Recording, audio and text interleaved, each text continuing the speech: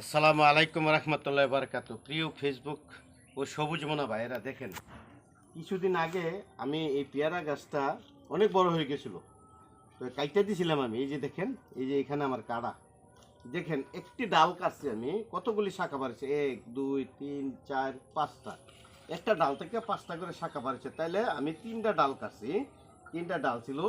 এই ডালটাতে আরো অনেকগুলি শাখা। ভাই গাছ থাকবে ছোট, ফল ধরবে বেশি ইনশাল্লাহ।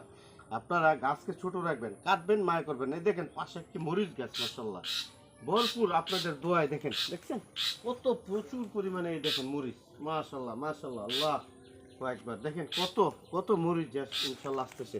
তবে কারো যদি মরিচের দরকার পড়ে আসবেন, মরিচের গ্রানও ভালো। হ্যাঁ, তো দেখেন এই পেয়ারা গাছ ছোট থাকবে, ফল ধরবে বেশি ইনশাল্লাহ। গাছের পরিচর্যা করবেন সঠিকভাবে।